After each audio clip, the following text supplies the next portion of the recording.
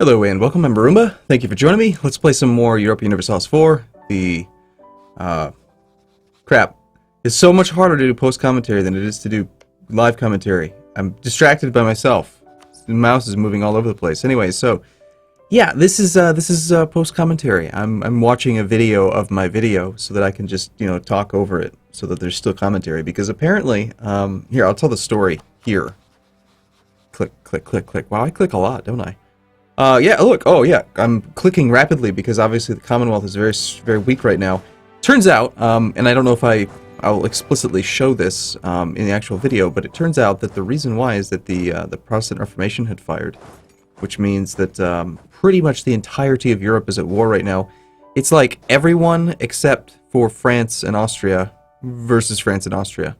So, yeah, that's going on.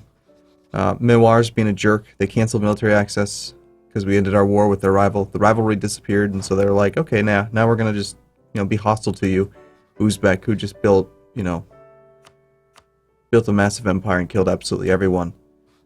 I was briefly considering doing a threatened war there to see if I could steal one province from them that would give me a military path that I could use to get my troops home. I didn't want to build any transports. Transports are silly. We don't like those. We like horses. We're like the horde in Game of Thrones, We don't like water. We just like to... What are they called in Game of Thrones? They are the Dothraki. The Dothraki Screamers. That's what we are. We should rename our country to the Dothraki. Noticing that the color looks a little weird on my video. It's not actually the video itself. I think it's more the... I don't know how to explain it. It's like the way... the color lags behind a little bit. So anyway, I'm sending my troops west because we're going to attack Poland, also known as the Commonwealth, and I still haven't had a chance yet to do my my explanation for why there was no audio on the last video and why I'm doing post commentary on this one. So okay, but brief story, right? So my grandma, my sole remaining grandparent actually, who I'm pretty close with, the one that I stayed with for a while when I was moving down to Florida, she had some pretty major surgery yesterday, and she's good. She's fine. She's going to be good. They got rid of all of her cancer, and we're waiting on some tests to confirm that she didn't have it metastasize. If it did, she'll have to get chemo again, which is unfortunate. But yeah, she did well. And what happened is I got home late last night after having spent the whole day at the hospital, and didn't do my normal sound check that I usually do, and that's just because I was broke my routine. So then I just dove right into recording, thinking, all right, I've got no backlog, I've got to record, it's time to record, and recorded 3 videos, and then I was like, man, it would be really unfortunate if I forgot to turn on my microphone or something. Look to the secondary monitor and see that, yep, you forgot to turn on your microphone. And then I think to myself, wow. And then I spend the entire 4th video of that recording session, complaining probably once every 2 minutes about how ridiculously stupid that was. So look forward to that. That'll be 2 videos from this one. Right, so I don't know what I'm gesturing at here. Commonwealth looks weak. We should attack the Commonwealth. I think it was, just based on the mouse gestures, I think I was looking at the type of terrain. Maybe the forest is there. But the goal against fighting the Commonwealth here is going to be to bait them into coming into the steppe, so that we can take advantage of our steppe shock bonus and just win that way. Meanwhile, Ming has 5k troops, so we would be remiss to not take their land from them. I mean, we basically have to. The truce came up, it's time to take land from Ming. I'm not going to take a huge amount, not going to invest a lot of resources, really just 1 stack, and go from there. Also, the last video, the silent one, was the first video recorded on the actual patch. The Cossacks has gone live. Today is Wednesday now, as I'm doing this post-commentary video. And, yeah. So, man, I gotta say, last video had such amazing commentary. In fact, this video had such amazing it's like the best commentary I've ever done, ever. And the only person who heard it was me. And I didn't even really hear it because I was saying it, so it sounds different, You know how it sounds different in your head when you hear your own voice? I sound weird. I sound weird differently, I think everyone thinks that, though. Tahir, monkey. Monkey. He's a monkey. Yeah, so, yep, gotta hide that ship. That ship can't be there. Of course, we have Persia, the rebel generator of the game. It's like he is like, I don't know, he is just generating rebels. We're going to have some issues with those occupied distant overseas, like little provinces down there, because we don't have military access, because I didn't take Hormuz, which is really annoying. And, yeah, I can't wait. I'm so excited for Persia to die. They are a bad vassal. Do not take Persia as a vassal. They're too stupid to take humanist ideas, and they will just generate rebels for you nonstop. An endless source of money. Sorry, not money, manpower. It's kind of like the, there's a video online you can watch. You ever hear the saying that a cat will always land on its feet? And, butter toast will always land butter side down? Like, if you drop a piece of toast, after you've buttered it, it will always land butter sides down. Like, that's not an actual truth, but it's like it's a confirmation bias type thing where, like, you're just sure it will, because, you know, Murphy's Law, like, it's the worst thing that could happen is what's going to happen. So, there's a video of a guy who, creates infinite energy. It's obviously fake, but no, it's totally real. Just kidding, it's totally real. He takes a piece of butter toast and he like tapes it to a cat, and he just throws the cat. So the cat tries to land on its feet, but the butter tries to land on its buttered side, and it just spins endlessly and generates infinite power. Powers the entire city. It's a funny video. Hey, look, we're dealing with rebels in Persia. Shocking.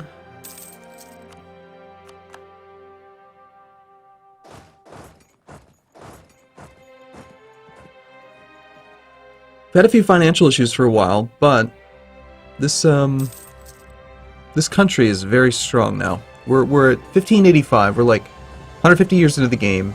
We are in third place. We have reached the point where we are able to engage one of the... This isn't actually a Western power, but the Commonwealth, after having integrated Lithuania, is a world power. I mean, they are very strong. I'd say the Commonwealth is easily on par with the Ottomans, if not stronger right now.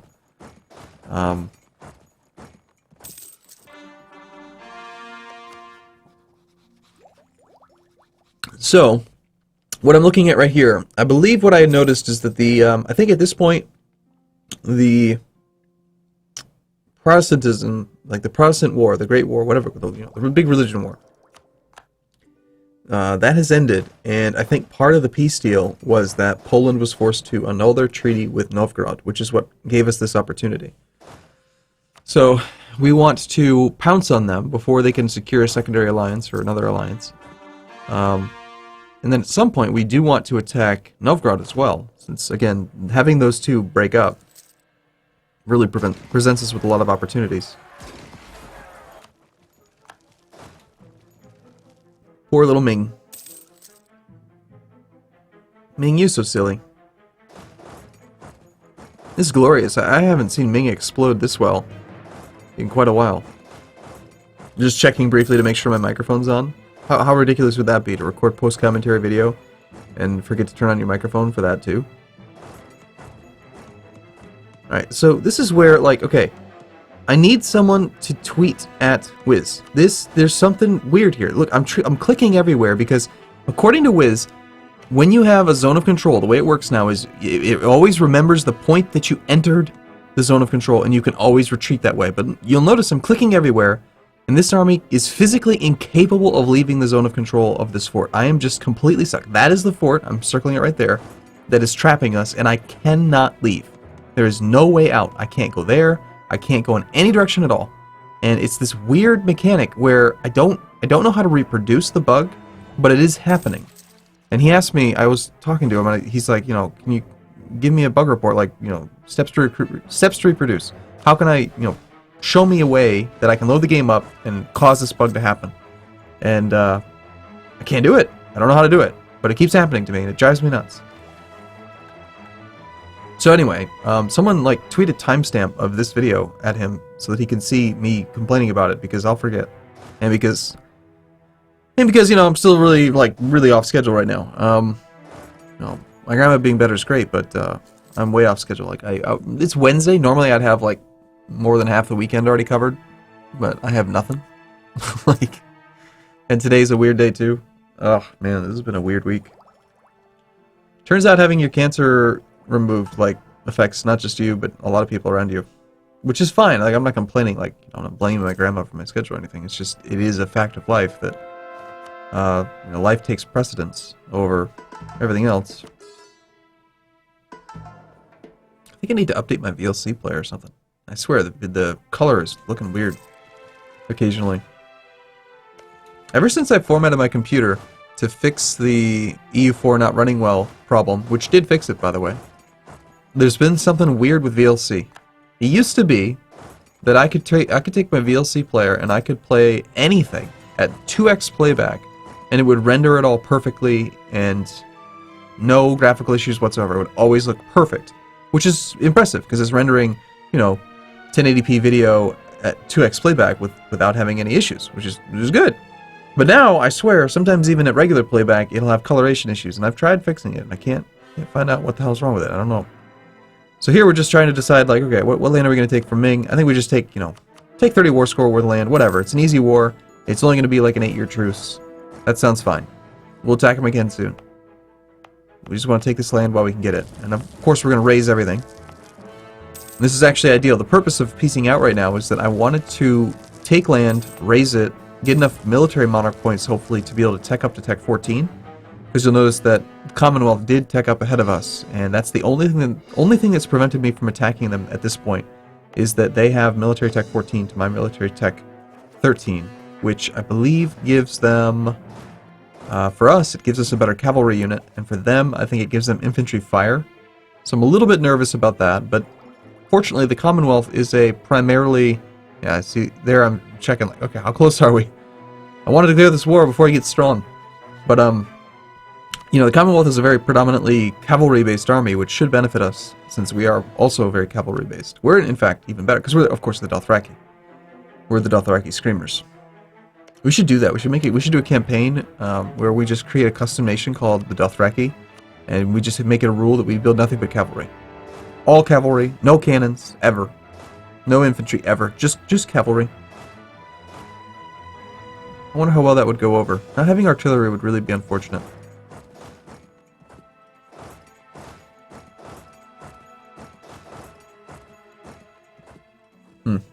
Hey, look, rebels. Yep, thank you. Thank you, Persia. Generating more rebels for me to deal with. Now, this is unfortunate. This is a little mistake that I made, and I feel like the confirmation dialogue should maybe be a little bit more different. So, notice how we've got the alert that the estates want more territory. So I'm about to give the estates more territory, and when I do, instead of giving them more territory, I'm just going to revoke land and cause a rebellion. And I'm like, what? No, I'm giving them... Oh. Crap. That was a revoke dialogue, wasn't it? Derp. And so now there's just this random rebellion up here, and now I've got to go deal with it. And I have no armies to dispatch, and that takes forever to get to, because it's, you know, Siberia. It's way up there. So, alright, well, I guess we send this army up there.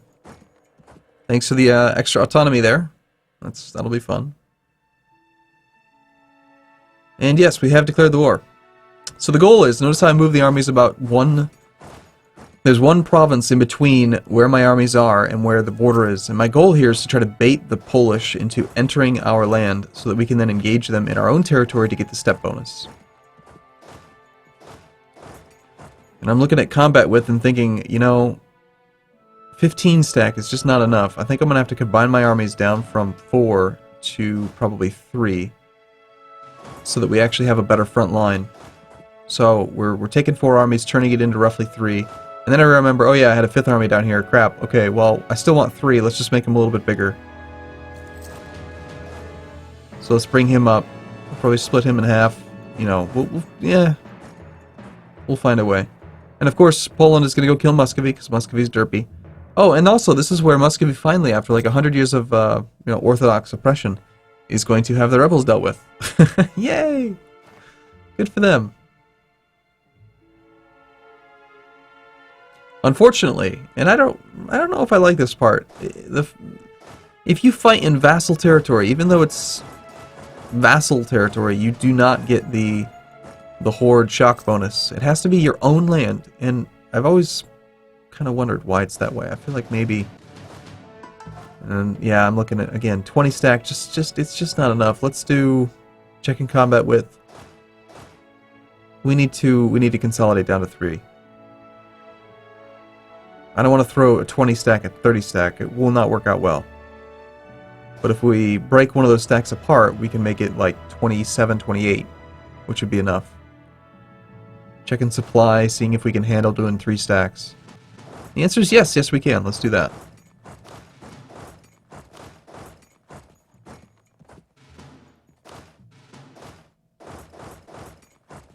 Alright. Here comes the Papal State and Mantua, offering up troops for us to kill, so that we can get some ticking war score. So my goal in this war is to basically just take about 50 to 60 war score worth of stuff. I don't actually want to push them all the way to 100%. That would be a foolish war. There's something to be said for storytelling when it comes to winning really long, prolonged wars. You know, like, if you win a really long war that's costly on both sides, it makes for interesting story. But it's not exactly optimal as far as expansion. Because there's a term called a Pyrrhic victory, which is where you win, but you lose at the same time. You win, but it's so costly that it's practically a loss. And that type of victory in EU4 is especially damaging because a lot of times if you have your Pyrrhic victory, then you end up getting attacked by somebody else and you end up losing your games. So my goal again in this war is to just get 40 war score from battles, try to get a little bit of the ticking war score. With that we could be up to 65 war score, and then maybe occupy a couple forts, maybe a couple provinces. Just, you know, one fort is of course required because we have to be able to have a fort siege down to be able to take any land. But with 60 war score and low enthusiasm, we could take like 60 to 70 war score worth of provinces, which is almost 100%, and the cost for that war is drastically less than the cost for a 100% war. So I'd rather take, you know, 2 or 3 70% wars versus 1 or 2 100% wars. So that's going to be the goal. Try to win our battles and go from there.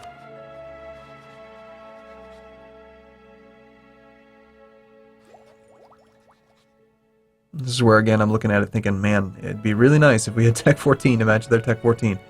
Also, we want to get Tech 14s that we can make those level 2 forts that Poland has obsolete.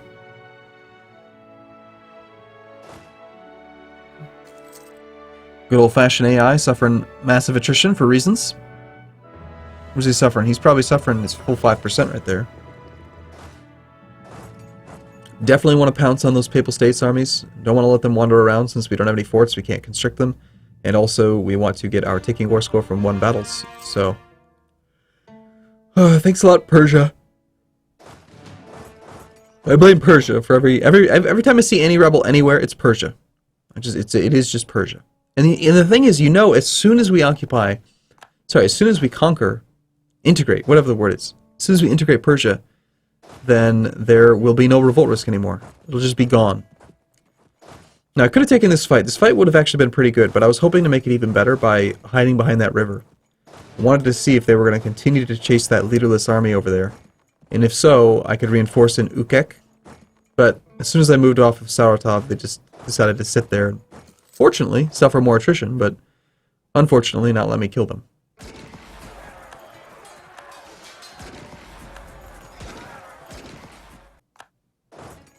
Okay, now they're going for the army in Saratov again. And so, now knowing that they won't follow me across the river to Uzbek, let's go ahead and just take this fight.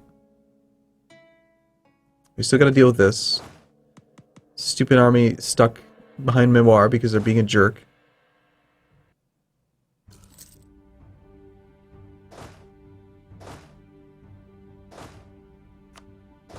Putting the leader in charge in Saratov so that we don't have to worry about having a leaderless army for the initial phase of the battle. And now we just need to roll well. We rolled a 2 versus his 0. We rolled a 3, that's okay. 4 to 4. 2 versus a 0. Again, horrible rolls on both sides, but we're slightly rolling better. 3 versus a 1. And now we've got him routed. So we killed a ton of troops there. We lost 7k, we killed like 16k.